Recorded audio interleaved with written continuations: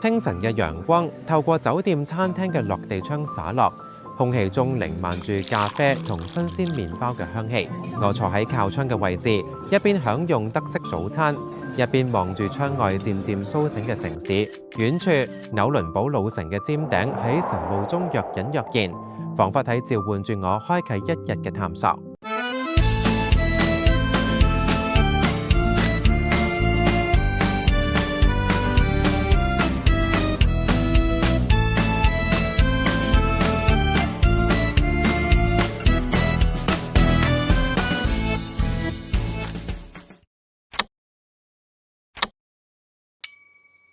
早餐之後，走向酒店外面後方嘅公園，晨光穿透層層疊疊嘅枝葉，喺酒店嘅石板小徑上投下斑駁嘅光影。呢個係一座被森林溫柔環抱嘅建築，數十棵百年古樹如忠誠嘅衛兵豎立喺四周，佢哋嘅枝涵喺空中交織成天然嘅穹頂，葉片喺微風中沙沙作響，彷彿喺演奏歡迎賓客嘅神曲。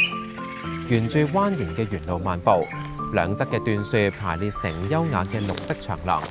離開酒店，開始啟程前往紐倫堡歷史嘅心臟——紐倫堡嘅老城區。窗外嘅風景如畫卷般展開，呢度曾經係神聖羅馬帝國嘅核心。唔到半個鐘，旅遊車緩緩駛入紐倫堡老城中央。呢座融合咗中世紀與現代嘅城市，正係等待住我揭開佢嘅面紗。紐倫堡嘅老城區被完整嘅城牆環繞，踏入其中，彷彿瞬間翻到去咗中世紀。狹窄嘅鵝卵石街道兩旁係色彩斑斕嘅半木結構房屋，每一棟都好似係童話故事嘅場景。我沿住主街前行，好快便抵達咗城市嘅中心主集市廣場。好熱鬧啊！今日四圍都係人啊！呢啲係上嗰個堡壘嘅車啊！紐倫堡主集市廣場係德國紐倫堡老城區嘅核心地標，亦都係該市最著名嘅公共廣場之一，以其悠久嘅歷史、節慶活動同建築景觀聞名。主集市廣場建於14世紀，原址係猶太人聚居區，後因政治同宗教因素被拆除，改建為市集廣場。作為紐倫堡商業與社交中心，廣場見證咗城市嘅繁榮。尤其喺神聖羅馬帝國時期，呢度係紐倫堡最熱鬧嘅地方。尤其喺聖誕節日，會讓廣場化身為夢幻嘅冬日仙境。著名嘅聖誕市集係歐洲最古老嘅聖誕市集之一，始於16世紀。每年12月吸引大量遊客，以手工藝品、紐倫堡薑餅同熱紅酒聞名。幾得意喎！買啲咁嘅火，圍到咁大，好犀利喎！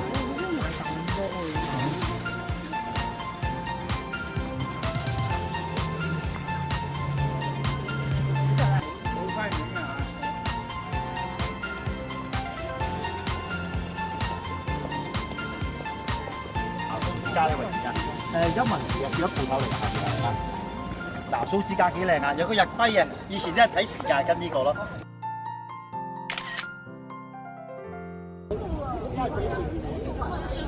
從廣場向北步行幾分鐘，就會到達聖塞巴爾德教堂。聖塞巴爾德教堂係紐倫堡老城最重要嘅教堂之一，同聖母教堂同聖勞倫茨教堂並列為城市三大中世紀哥特式教堂。呢座教堂以紐倫堡嘅守護聖人聖塞巴爾德命名。呢座融合咗羅馬式同哥特式風格嘅教堂，內部裝飾華麗，彩繪玻璃窗喺陽光下折射出夢幻嘅光影。又係喎。廣場周邊保留咗唔少中世紀建築，如特色噴泉、舊市政廳同色彩繽紛嘅傳統山牆房屋。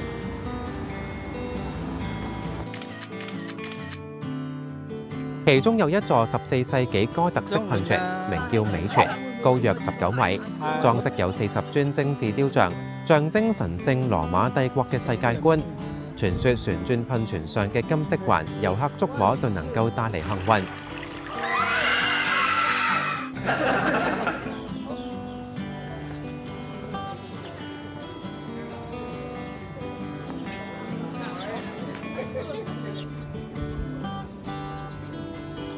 應該望過嚟啊！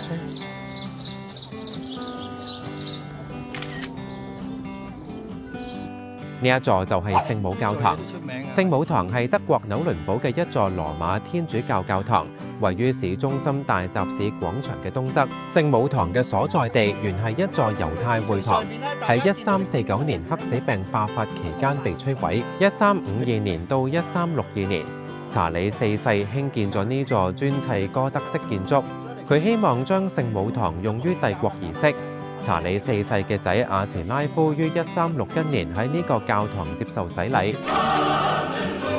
廣場呢度每個禮拜仲會舉辦農產品與手工藝品市集，展現當地生活風貌。除聖誕市集之外，復活節、秋季啤酒節等活動亦都喺度舉行。離開市廣場，我哋又嚟到聖塞巴都堂，佢係德國紐倫堡嘅一座中世紀教堂。佢坐落喺吊勒廣場市政廳對面。佢得名於紐倫堡嘅主保聖人8世紀隱士同傳教士聖塞巴都。自宗教改革以嚟，佢係一座路德會教堂。呢座建築始建於1230年代，1273到75年完成。最初係一座羅曼式建築，喺14世紀進行重大改建，大廳改為哥德式。15世紀增建咗雙塔，17世紀其內部裝飾改為巴洛克式。二戰期間，教堂嚴重受損，戰後修復，花窗玻璃等一啲古蹟幸存咗落嚟。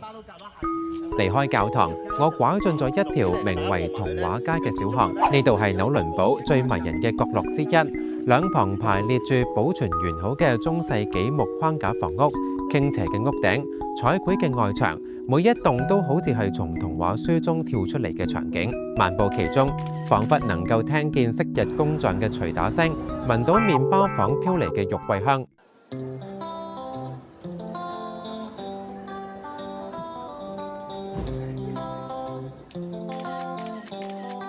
沿住斜路慢慢向上前行10幾分鐘，再沿住斜坡向上攀登，就到達呢一座曾經係神聖羅馬帝國重要行宮嘅城堡——紐倫堡城堡，坐落喺老城嘅最高點，係德國巴伐利亞州紐倫堡市最具標誌性嘅地標之一，係一座中世紀城堡建築群，象徵住呢座城市喺中世紀嘅歷史重要性。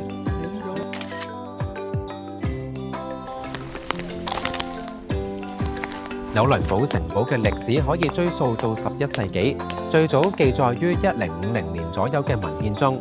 城堡由多個部分組成，包括皇帝堡、伯爵堡同城市堡壘設施。佢喺神聖羅馬帝國時期係皇帝嘅重要駐地之一，特別係喺霍亨斯圖芬王朝同盧森堡王朝時期。城堡周圍有堅固嘅城牆同壕溝，庭院內有花園同瞭望台，景色優美。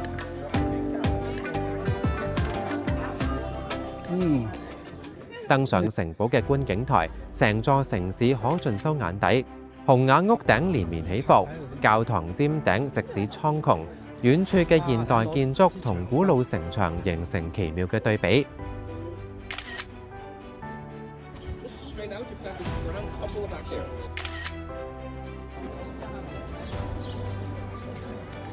城堡唔單止係軍事要塞，亦都係神聖羅馬帝國皇帝嘅行宮。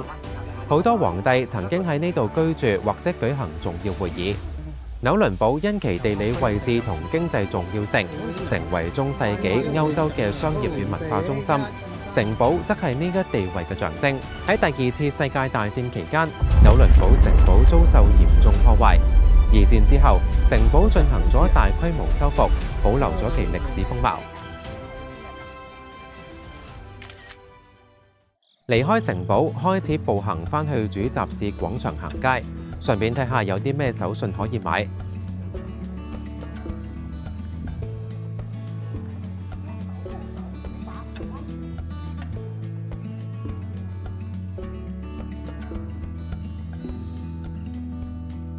經過呢間雪糕店，睇見呢啲雪糕好吸引，於是買咗一杯嚟試試。又係嗰句，外國嘅月亮特別圓，所以雪糕都特別覺得好味，果然令人回味無窮。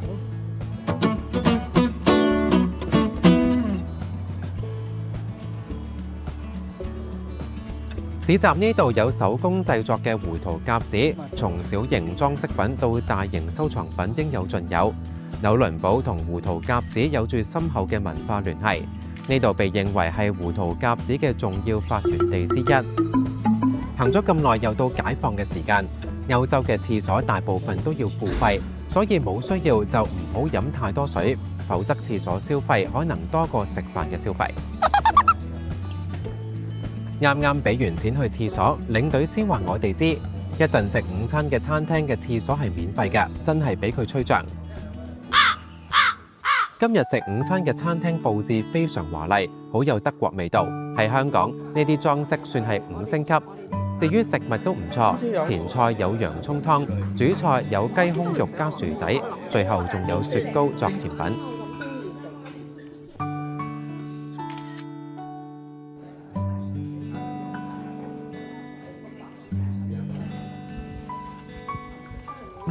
食完午餐喺餐廳門外打下咳留念，跟住就會前往布拉格。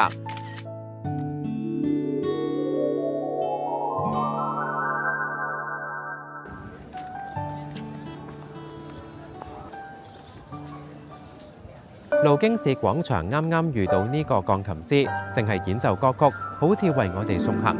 再見紐倫堡，希望有機會再嚟。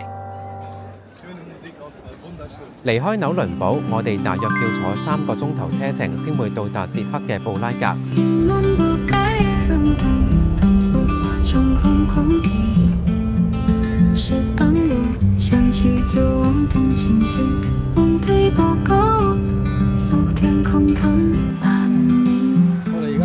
由於路途遙遠，所以途經呢個中途站，俾我哋去下廁所同買下嘢飲。